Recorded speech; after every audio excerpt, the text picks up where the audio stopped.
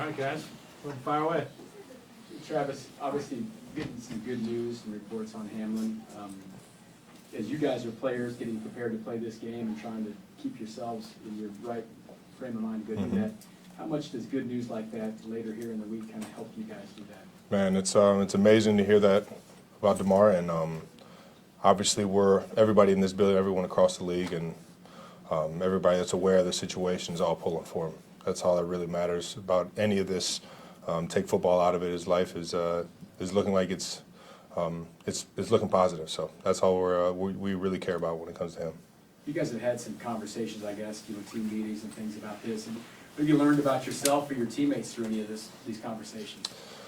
You realize how much of a family league it is. There's a few ties to him as a football player and him as a person in this building, and we knew that it wasn't easy for anybody to see that or deal with it. So becoming more aware of how many doctors, how many medical professionals there are in a stadium, so that if something like that does happen, they can try and handle it as fast as possible the right way.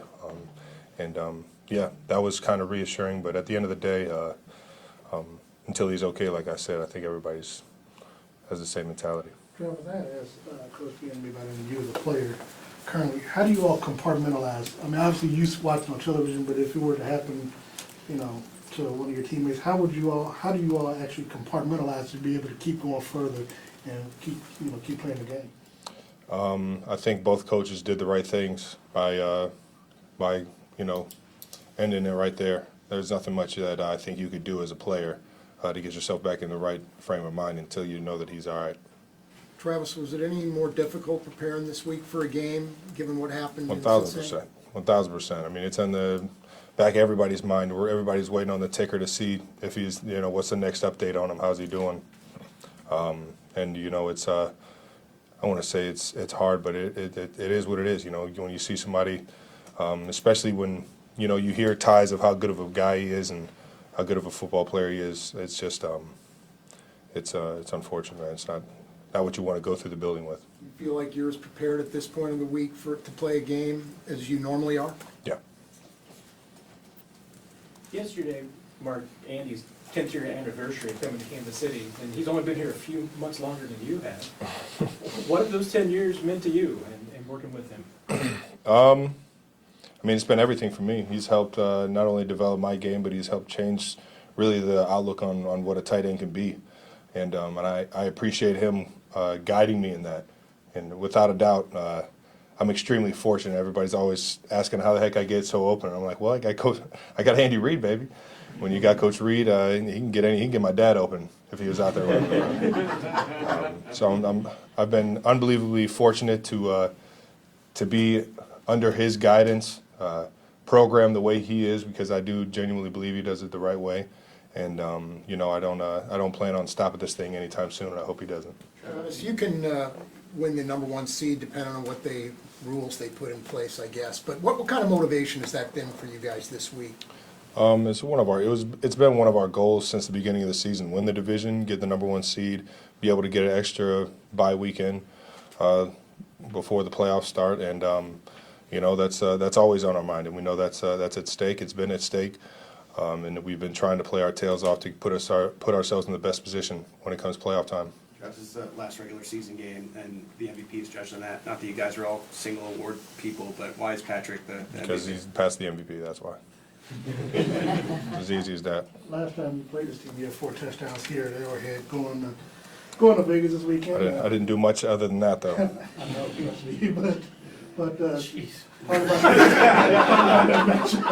about the next this I weekend? mean, I respect a lot of guys over there. They got a great defense. Max Crosby is playing as good as anybody in the National Football League, an absolute game wrecker.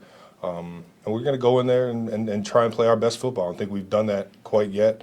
There's been glimpses of it, maybe a half here, 3 quarters here, but we got to go put out 4 quarters of Chiefs football the way we know how. And the way that what things have happened this week, you feel like you all are prepared.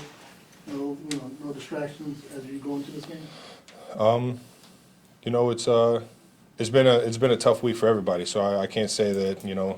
For me, I think I'm as prepared as I can be. But I know that there's guys that have been dealing with it, that know him, that are obviously more affected by it because of a personal standpoint. So I know I am. Travis, playing all this time for the Chiefs, does this rivalry still mean the same to you? 1,000%. Really? 1,000%. I mean, you look at this team as the rival? I really look at all three teams in the division as the rival. You can't put one over the other in my mind. I know a lot of the history will tell you that Chiefs Raiders is where it's at, and then recently Chiefs Broncos. But I think that Chiefs Raiders will always be one of the biggest rivalries in football, and sure enough, you'll probably see it this Sunday out how well we go at it. Last one, Sam. Travis, you and Jason talked about the concussion you had against the Titans. How long before you, I guess for lack of a better phrase, got over that? Like, how long did that affect you? Well, unfortunately, that concussion ended the season because it was in a playoff game. We ended up losing that game. But so I got just about the entire season to get back to, entire off season, excuse me, to get back to full health. But Just mentally, I mean, like just to get past what had happened. I mean, to be honest, I still really haven't gotten past it. I always think about that game. It was my last game with Alex Smith. I thought giving him a chance at winning a Super Bowl was one of the biggest things for me, knowing how much that guy had been through up to that point in his career. But, you just use it as motivation, man. Thank you. Have a good one, guys. Darren, you playing tight end?